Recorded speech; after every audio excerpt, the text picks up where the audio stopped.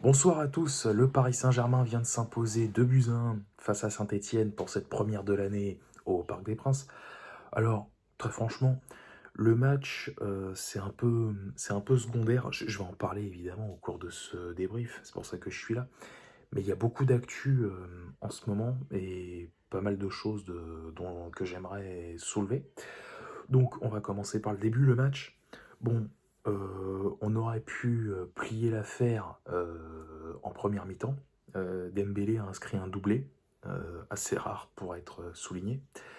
Un but de Barcola a été refusé. Donc 2-0 au retour des vestiaires. Et bien évidemment, il a fallu qu'on prenne un but sur coup franc. Alors ça m'a fait sourire parce que donc nous on prend des coups francs directs. Par contre, pour en inscrire, putain, faut remonter à loin. C'est quand le dernier? C'est Hakimi contre l'OM. Il y a, oh, il y a 1 an et demi pratiquement. Ouais, c'est ça, septembre 2023.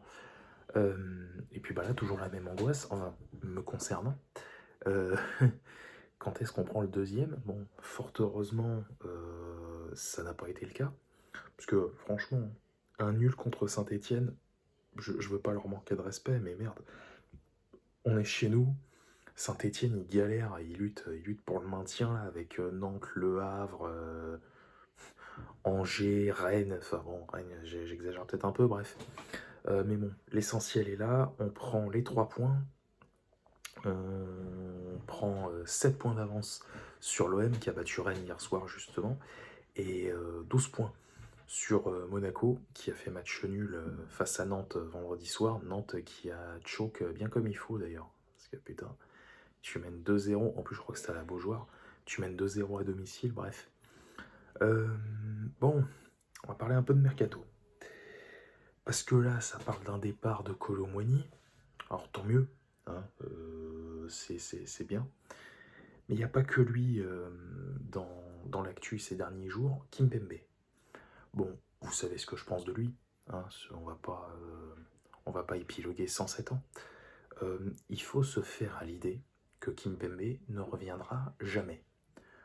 Donc, il est temps que la direction lui dise que maintenant c'est terminé, hein, parce que Kimpembe, on s'en rend pas compte, mais ça fait bientôt 2 ans qu'il est blessé, hein, depuis février 2023, encore contre l'OM, hein, par rapport à Hakimi dont j'ai parlé tout à l'heure.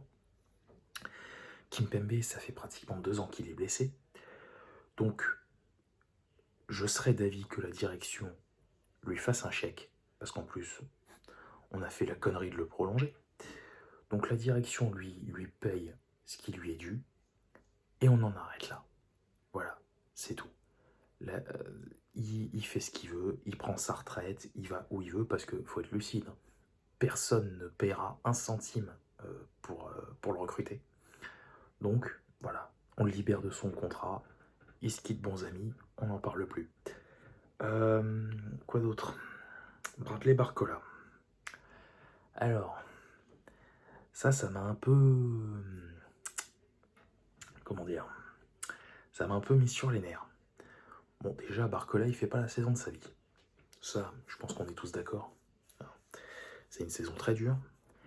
Mais alors, quand il se permet de dire qu'il est fatigué, alors qu'il prend quand même quelque chose comme 500 000 euros par mois, je trouve ça légèrement déplacé. Hein.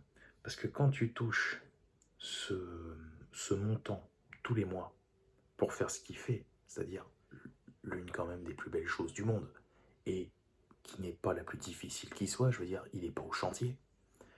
Dire que t'es fatigué, bah casse-toi, je sais pas, va, change de métier, hein, ou demande un transfert, je sais pas, demande à changer, voilà, change de club, va, va dans un club où on attendra moins de toi, voilà, va dans un club mid de Serie A ou de Liga, et on n'en parle plus, voilà, c'est tout, hein, je suis désolé, qui soit fatigué, ouais, peut-être, mais tu le dis pas, hein, et au moins la décence de garder ça pour toi. Je sais pas, c'est un minimum. Enfin bref, ouais, Barcola, faudrait peut-être penser à réfléchir aussi, hein. Peut-être pas une vente, mais moi demain on me dit: «Ouais, il y a des rumeurs de prêt pour Barcola». Bon, à 60 millions d'euros, transfert à 60 millions d'euros, finir par le prêter, ça ferait mal au cul, hein. Bon, vous me direz, on est en train de vendre, Randal Kolo Muani à l'arrache. Ça, Nasser, je lui pardonnerai jamais. Putain, avoir foutu 95 patates sur Randal Kolo Muani à 2 heures de la fin du mercato, sans avoir envoyé Ekitike à Francfort, je lui pardonnerai jamais. Bref, maintenant c'est fait. Alors, j'ai lu des extraits de la conférence de presse d'Enrique. Il commence à me gonfler. Enfin, il me gonfle déjà de base. Mais à être positif comme ça tout le temps, là, il m'exaspère. Il m'exaspère. Je rappelle que dans 10 jours, on joue Manchester City. Hein, Manchester City qui reprend malheureusement pour nous les couleurs. Et d'ailleurs, tiens, petite parenthèse, puisqu'on parle d'un club anglais, tous ceux qui veulent là, du long terme avec Enrique, le projet, Lucho Ball, machin, mes couilles, regardez un peu Arsenal. Hein, parce que Arteta, ça fait quoi? Ça fait 5 ans qu'il est là-bas. Hein, quelque chose comme ça, depuis 2019 par là. Ça fait depuis 2019 qu'il est là-bas. Dites-moi ce qu'Arsenal a fait, a remporté depuis 5 ans. Comme quoi, voilà, Arteta prouve par A plus B à tous ces débiles de supporters là, qui pensent que dans 40 ans, on sera une équipe top 5 Europe parce que Enrique et cette putain de direction ont réussi à leur laver le cerveau. Arteta, il vous prouve par A plus B que le long terme, c'est des conneries, que ça marchera pas. Voilà. Après, vous pouvez croire ce que vous voulez, moi c'est pas mon problème, j'attends juste Manchester. Enfin, j'appréhende, mais j'attends, voilà, pour prouver effectivement qu'Enrique n'est pas fait pour nous, hein, que s'il reste, on va dans le mur. Hein. Je m'en prends plein la gueule tous les jours hein, à cause de ça, mais je sais que j'ai raison. Donc voilà, bah écoutez, hein, lui, ouais, qu'est-ce qu'il a dit ce con?